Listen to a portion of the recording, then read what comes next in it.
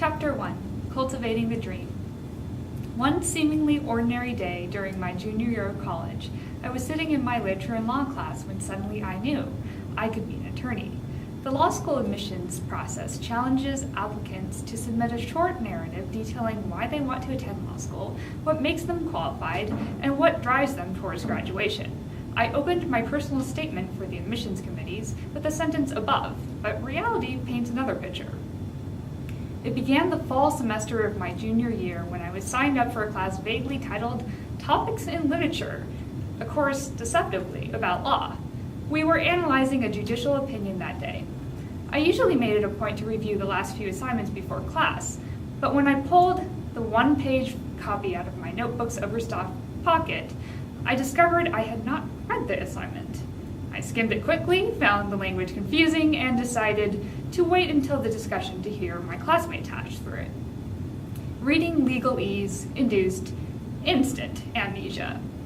I would read a sentence, and it wouldn't register in my brain. The judicial opinion sparked a lively debate amongst my classmates. They scrutinized the sentences like dissecting lines of poetry.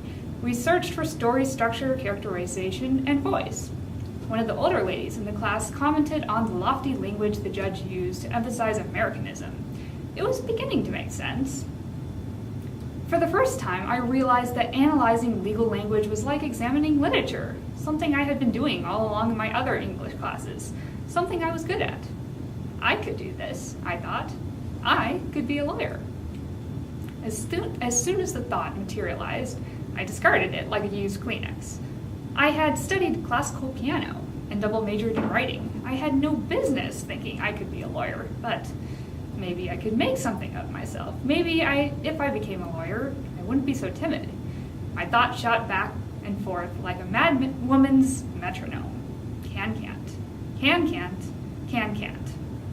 Despite my interest in the law from class, I pursued something much closer to my safety zone, English with law intermixed. I later found out my lit and law instructor, Ann Hartman, specialized in plain English, a movement to make complex language understandable to everyone. I discovered a cause to fight for, and most importantly, a thesis topic, plain English and the law.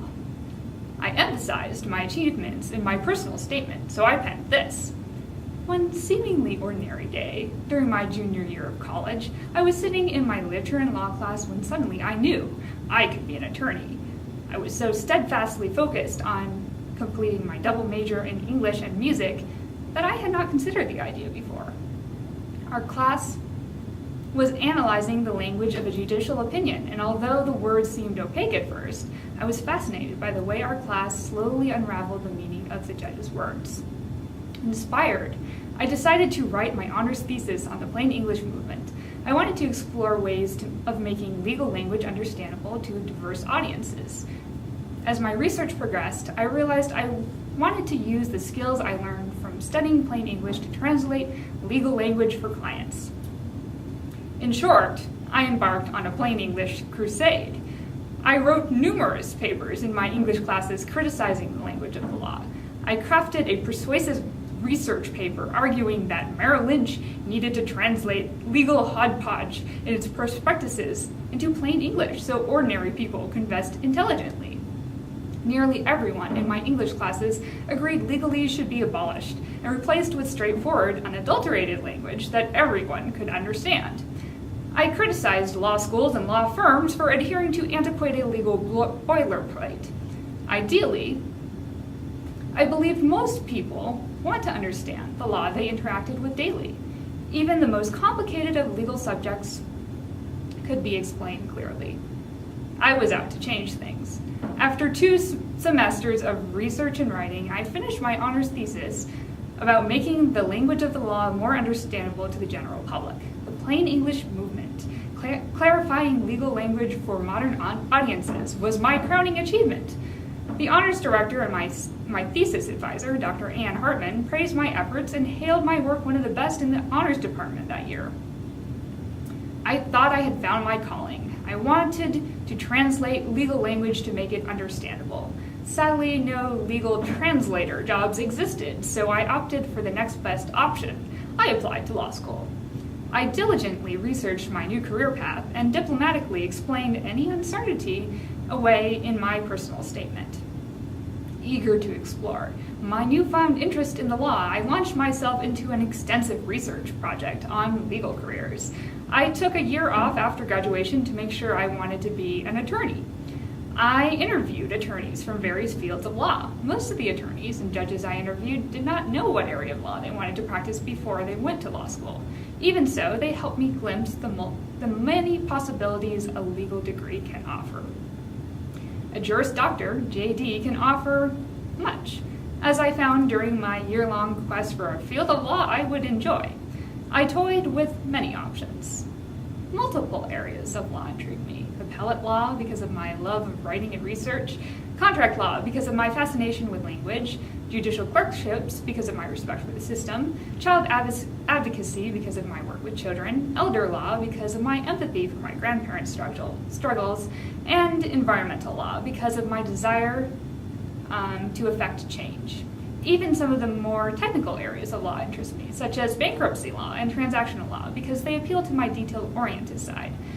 By the time I took the LSAT, I knew why I wanted to go to law school. Becoming an attorney will allow me to use my skills to help others, to represent them, to counsel them, and to give them hope. The thought of helping people intrigued me, but I had no idea how lawyers actually helped people. The brunt of my counseling experience involved listening to my friends' problems and offering them suggestions. From what I could gather from TV, most lawyers resembled snakes. I joked that I would grow a forked tongue if I became an attorney. Up until my aha moment, I had studied something as far away from law as you could get, classical piano. In my personal statement, I had to ever so carefully ask the law school committee to please forgive that discretion. The skills that allowed me to master Beethoven's sonatas will help me analyze cases in law school. Each piece of music I studied took months of preparation and practice until I could synthesize its multiple subtleties into a cohesive, finished work. Studying music theory allowed me to see how various rules apply to actual music, which often follows logical structures. Learning to perform classical music gave me an unshakable sense of discipline, patience, and focus. Although I do not envision myself becoming a concert pianist or teaching piano as a career, I value the time I have spent learning music. I hope to apply my talents to law with equal zeal. My piano teacher at the University of Nevada, Reno, Dr. Irwin, knew better. I ignored the quizzical look on Dr. Irwin's face when I told him I was applying to law school. "You're too nice to be a lawyer," he said. "There should be more nice lawyers," I replied. He smiled without showing teeth and shook his head. I knew I wouldn't be asking him for a recommendation. Why would the admissions committee want to hear from a piano teacher anyway? I was becoming an attorney. Besides, I didn't want him mentioning how I had cried during one of my piano lessons the day he had forbidden me to use the word can't. After my tears had subsided, he had joked that the mark of every great piano teacher was the ability to make his students cry. Fear had stopped me from becoming the concert pianist my high school piano teacher told me I could be. As I progressed, the more terrifying piano performances became. Playing live felt like what I imagined a caveman running from a saber-toothed tiger might feel. Pure adrenaline-laced fear. Every time I played at one of my juries, final exams for music majors were called juries, although they bore little resemblance to the real legal thing. My cold, clammy hands sweated profusely. My fingers slipped and left dingy smudge marks of perspiration mixed with dust on the keys. My left foot tapped uncontrollably against the soft pedal while I tried to hold the other leg steady so I couldn't overdo the sustain pedal. I'd mess up in places I never messed up before. In other classes, I prided myself on my dependability, but piano performances could be unpredictable and infuriating, no matter how much I prepared. Dr. Irwin kindly did not mark me down for my less than inspired performances. He told me not to worry. He knew I had worked hard all semester. I couldn't be a concert pianist, so I opted to teach. I ended up teaching group piano lessons at a local music school the year before law school. Every time a student canceled a lesson because of a soccer practice, baseball game, ballet lesson, or any other activity more fun than piano, I felt foolish for pursuing piano as a career. A few of my exceptional students made it worthwhile, but I fought discouragement every time I nagged my other students to practice. I was accustomed to achieving more. I had graduated summa cum laude, earning myself the accolade of Senior Scholar of the College of Liberal Arts, which was awarded to the graduate with the highest GPA from every college in the university.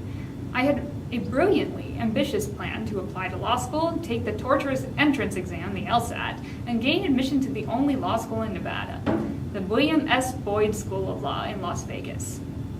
After reading the school's marketing materials, I listed many reasons why I wanted to go to Boyd in my personal statement. Boyd offers multiple opportunities to help me achieve my goals. The community service program will allow me to help unrepresented people and put my plain English skills to the test. The Thomas and Mack Legal Clinic offers ample opportunities to help children through its child welfare and education clinics. Participating in the Nevada Law Journal and the Society of Advocates would sharpen my writing and advocacy skills and prepare me for judicial externships. Boyd is my top choice because I plan to focus my future practice in Nevada. The same determination that drove me to become the senior scholar in the College of Liberal Arts at the University of Nevada, Reno will propel me to succeed in law school and beyond. True, my experience teaching piano didn't qualify me to work on serious legal issues facing children today. I recall buckling under a 6-year-old brat's argument during one piano lesson. C, D, E, I sang as he plucked the keyboard with sticky fingers.